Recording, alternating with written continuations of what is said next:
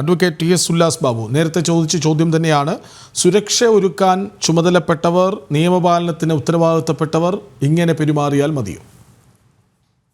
നോക്കൂ, ഇതിനകത്ത് നമ്മളൊരു കാര്യം മനസ്സിലാക്കേണ്ടത്, ഇപ്പൊ ജോർജ് ജോസഫ് സാർ പറയുന്നതൊക്കെ ഞാൻ പൂർണ്ണമായിട്ട് കേട്ടിരുന്നു. അദ്ദേഹം ആ കോഴ്സിൽ ഉണ്ടായിരുന്ന ആളാണ്. അപ്പൊ അവർ നേരിടുന്ന മാനസിക പ്രയാസങ്ങളും അവർ നേരിടുന്ന മറ്റുള്ള കാര്യങ്ങളുടെ കുറവുകളും ഒക്കെയാണ് പറഞ്ഞത്. സർക്കാർ ഉദ്യോഗസ്ഥ സംവിധാനത്തിനകത്ത് സർക്കാരിന്റെ വിവിധ മേഖലകളിൽ ഇതുപോലുള്ള പ്രശ്നങ്ങൾ പോലീസ് സംവിധാനത്തിൽ മാത്രമൊന്നുമല്ല, എല്ലായിടത്തും ആ വിഷയങ്ങൾ നേരിടുന്നുണ്ട്. ഈവൻ സെക്രട്ടേറിയറ്റിലെ സ്റ്റാഫുകളുടെ ഇടയിൽ പോലും അതുണ്ട്. അതൊക്കെ സർക്കാർ നോക്കേണ്ട കാര്യങ്ങളാണ്. ഇവിടെ എന്താണ് പ്രശ്നം? ഇന്ന് കോടതി നിരീക്ഷണം നേരിട്ട രണ്ട് വിഷയങ്ങൾ എന്താണ്?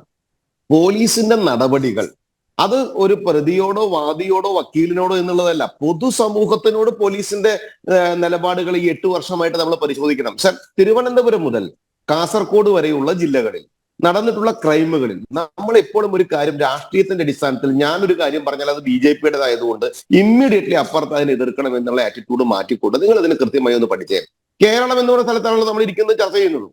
തിരുവനന്തപുരം മുതൽ കാസർഗോഡ് വരെ ഗുണ്ടകൾ, അതേപോലെ തന്നെ കഞ്ചാവ്, അതേപോലെ തന്നെ MDMA അടക്കമുള്ള കാര്യങ്ങൾ, ബലാത്സംഗ കേസുകൾ, സ്ത്രീ പീഡനങ്ങൾ, മറ്റ് ക്രൈമുകൾ, ഇതിനൊന്നും ഒരു ക്ഷാമമില്ലാതെ യഥേഷ്ടം തുടരുകയാണെന്ന്. ഇപ്പതേ ഒരു പോലീസുകാരനെ പിടിക്കുന്ന ഒരു ഗുണ്ടാ നേതാവിന്റെ വീട്ടിലാണ്. കാപ്പ പ്രതി ആള് തെറ്റി ഒരാളെ കൊല്ലുന്നു. ഇത്യാദി കാര്യങ്ങളിൽ ഇവർ മൗനം പാലിക്കുന്നു. ഒരു വിഷയത്തിൽ, ഒരു കേസിൽ, ഇപ്പൊ ഒരു സാധാരണക്കാരനാവുമ്പോൾ ഒരു കേസിൽ പെട്ടാൽ സ്വാഭാവികമായിട്ട് വക്കീലിനെ കാണും, വക്കീൽ അവിടെ പോയി ചോദിക്കും, കാര്യം ചോദിക്കുമെന്നേ. അപ്പൊ ഇവരുടെ ആറ്റിറ്റ്യൂഡും എന്നാൽ ഗുണ്ടകളോടുള്ള ഒരു ആറ്റിറ്റ്യൂഡ് മനസ്സിലാക്കണം. അത് ഏത് മാനസിക പ്രയാസത്തിന്റെ പ്രശ്നത്തിലാ? ഒരു മാനസിക പ്രയാസവും അല്ല. ഭരണകർത്താക്കളായിരിക്കുന്ന ആളുകളുടെ വിടുപണി ചെയ്തു കഴിഞ്ഞാൽ ഞങ്ങൾക്ക് എന്തുമാകാം എന്ന് പറയപ്പെടുന്ന ധിക്കാരപരമായിട്ടുള്ള പെരുമാറ്റം, സമീപനം പോലീസ് സംവിധാനത്തിൽ ഇന്നും തുടങ്ങിയൊന്നുമല്ല, നിരവധി വിഷയങ്ങളിൽ തുടങ്ങിയിട്ടുണ്ട്. ശ്രീജിത്തിനെ തട്ടിക്കൊണ്ടുപോയി, വരാപ്പുഴ ശ്രീജിത്ത്, നമ്മളെല്ലാവരും ചർച്ച ചെയ്തിട്ടുള്ള നിരവധി കാര്യങ്ങൾ ഒരു കാര്യമാണ്. ആ ചെറുപ്പക്കാരനെ ആള് തെറ്റിക്കൊണ്ടുപോയി അതിനെ കൊന്നു. ആ പോലീസ് ഓഫീസർക്ക് സർക്കാർ കൊടുത്തിട്ടുള്ള സംഭവം എന്താ? സസ്പെൻഡ് ചെയ്തോ? കുറച്ച് നാളത്തേക്ക് ഡിസ്മിസ് ചെയ്തോ? ഇല്ലല്ല, തിരിച്ചു വന്നു അദ്ദേഹം. ഒരു പ്രണയത്തിന്റെ പേരിൽ ഒരു കെവിൻ എന്ന് പറയപ്പെടുന്ന കുട്ടി മരിച്ച വിഷയം, അങ്ങനെ നിരവധി വിഷയങ്ങൾ എടുത്തോ. ഇവർ കാണിക്കുന്നത് മുഴുവൻ ഒരു തരം വ്യക്തിപരമായിട്ടുള്ള താല്പര്യങ്ങൾ സംരക്ഷിക്കുന്നതിന് വേണ്ടിയിട്ടുള്ള നിലപാടുകളും രാഷ്ട്രീയ സ്വാധീനത്തിനെ അടിമപ്പെട്ടുകൊണ്ടുള്ള ഒരു പ്രവർത്തന ശൈലിയുമാണ് കേരളത്തിൽ 8 വർഷക്കാലമായിട്ട് ഇടതുപക്ഷ സർക്കാർ രാഷ്ട്രീയ സംവിധാനത്തിൽ വരുമ്പോൾ ഉണ്ടാകുന്നത്. ഇത് എവിടെയാ മാറ്റം വരേണ്ടത്? DGP വിചാരിച്ചാൽ മാറ്റം വരില്ല സർ. DGP വിചാരിച്ചാൽ മാറ്റം വരും മറ്റുള്ള സിസ്റ്റം എന്നുള്ള രീതിയിൽ. മറ്റു കാര്യങ്ങൾ എവിടെ നിന്നാണ് ഉണ്ടാക്കേണ്ടത്? സർക്കാർ എന്ന് പറഞ്ഞാൽ ആഭ്യന്തര വകുപ്പിന്റെ കീഴിൽ നിന്നാണ് കാര്യങ്ങൾ കൃത്യമായി നടപ്പിലാക്കേണ്ടത്. ആഭ്യന്തര വകുപ്പ് കൈകാര്യം ചെയ്യുന്നതിൽ ഞാൻ രാഷ്ട്രീയം പറയുകയാണ്, അല്ലെങ്കിൽ രാഷ്ട്രീയ താല്പര്യം മാത്രം പറയാന്ന് വിചാരിക്കരുത്. ബഹുമാനായ കേരളത്തിലെ മുഖ്യമന്ത്രി ശ്രീ പിണറായി വിജയൻ ആഭ്യന്തര വകുപ്പിൽ 100%, ഒരു 99 പോലും കൊടുക്കാനില്ല, 100% പരാജിതനാണ്. കാരണം അദ്ദേഹത്തിന്റെ കീഴിൽ വരുന്ന വകുപ്പുകളുടെ ഏകോപനം അടക്കമുള്ള കാര്യങ്ങൾ നിയമപാലകർ എന്നല്ലേ ഇവരെ വിളിക്കുന്നത്.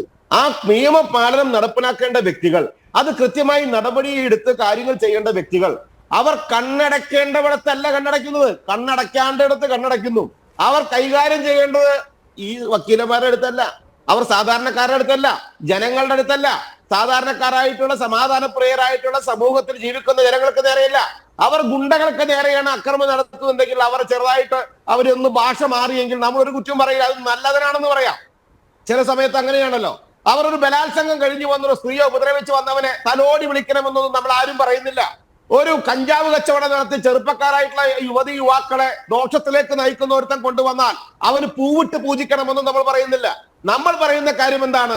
യഥാർത്ഥത്തിൽ ഇവർ നിയമം നടപ്പിലാക്കുന്ന സമയത്ത് ഇവർ വ്യക്തിപരമായിട്ട് രാഷ്ട്രീയ താല്പര്യങ്ങൾക്ക് അടിമപ്പെട്ടുകൊണ്ട് കേരളത്തിൽ നടത്തുന്ന ഈ സ്വഭാവങ്ങളെ രാഷ്ട്രീയപരമായിട്ട് തന്നെ തിരുത്തേണ്ടതാണ്. അത് സർക്കാർ മുന്നോട്ട് വഹിച്ചില്ലെങ്കിൽ പിന്നെ ആരാണ് മുന്നോട്ട് വഹിക്കുക? ആഭ്യന്തര വകുപ്പിൽ ഒരു മന്ത്രി ഉണ്ടല്ലേ, ആ മന്ത്രിയുടെ കീഴിൽ വരുന്ന സംവിധാനമല്ലേ. അദ്ദേഹം DGP-യെ വിളിച്ച് കോടതി ഇടപെടേണ്ടി വരുന്നത് എവിടെയാണ്?